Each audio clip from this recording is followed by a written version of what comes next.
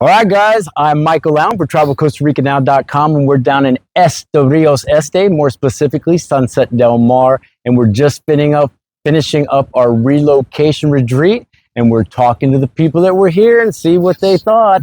And guess what? They get to say anything they want. But this is interesting, I think. Oh, before we get started, real quick, we're going to be having these, and I think the next one, we don't have the date yet, is probably around March. So if Costa Rica is on your radar, you're thinking you might want to live here, but you're not quite sure, this little 6-day event might be for you. Definitely. Yeah, no blowing smoke. It's the good, the bad, the ugly of living in Costa Rica. And I think by the end of the event, you will know if Costa Rica is right for you or it's, honey, we're going to Portugal. Now, all the information, except for the date right now, will be in the link in the description of this video. But maybe by the time you see this video, we will have the date. Awesome. Anyway, David, thank you for taking the time. Now, this is interesting. I haven't done this one yet. Okay. Where you've been? Okay, so this is David. Where are you from? Originally Southwestern Ontario, Woodstock, but I have lived here for the last 2 years. David's been living here in Costa Rica and decided after 2 years that maybe he needs to change his ways and learn some new things. Learn what I did wrong. You know, it was funny. I think I was saying on the podcast, I think last night, where I think we discussed you for a second. Yeah, I believe. So I was thinking, man, when we were in Costa Rica for 2 years, we should have came here to one of these too, because we didn't know anything. So I can totally see, not anything, but you know. Yeah, I learned what we've done wrong, what we did, what we could have done better, the contacts. Yeah, what were you kind of hoping? What you kind of, because you are kind of going, well, I have been here 2 years. Yeah. I do kind of, I'm sure you kind of understand the culture and how it works. Yes. You kind of know Pura Vida, you know that thing. So what were you thinking when you were kind of going, okay, this is what I would like to get out of this? I just wanted more information. Information makes everything so much easier down here.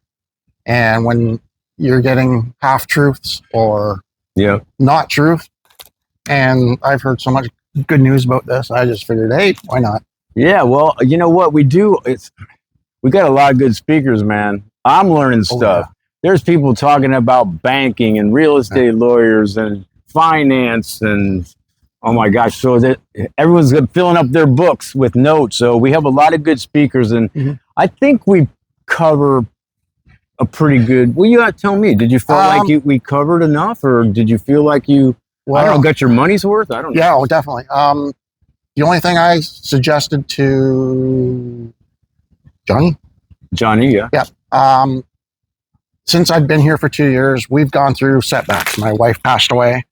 And I said to him, maybe that might be something that you should just kind of touch on, because end of life down here is completely different from back in Canada and the US. You know, it's all making sense now. You know, after he did it, he had planned on doing, I didn't know this, but he had planned on doing that. And I guess when the electricity went off for his internet, he lost track of it, and he felt so bad about it.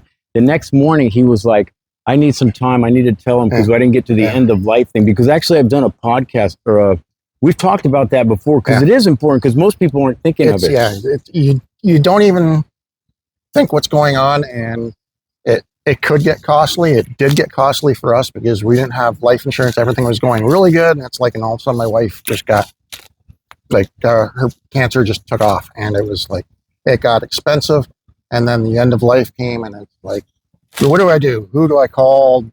Just on a sidetrack, how are you doing dealing with that? I mean, we talked about it before. Obviously, I'm getting along. My one son's he's still struggling. And they're here. The one son, Braden is here.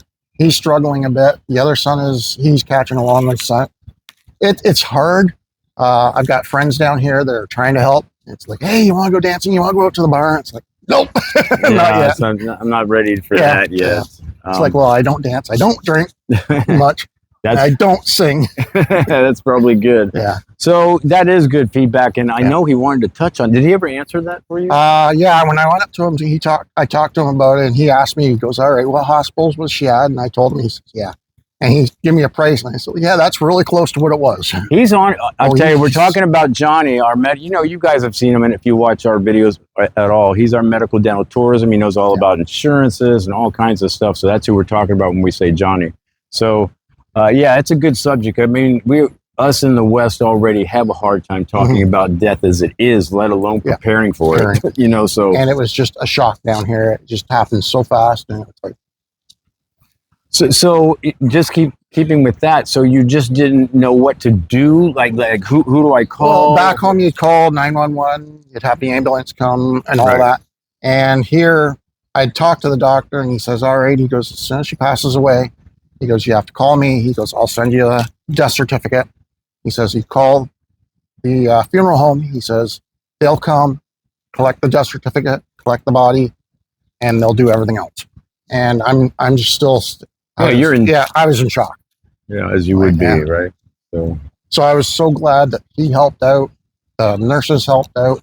Every doctor we talked to helped out. Oh, that's good. So, well, I don't know. There's nothing to say to that. It's like, a lot of people know my daughter passed away pretty unexpectedly as well. And it's like, wow, it's almost too much. You do have to live through it, and you live continually. Right, exactly. So, well, let's go. What do you think of the resort?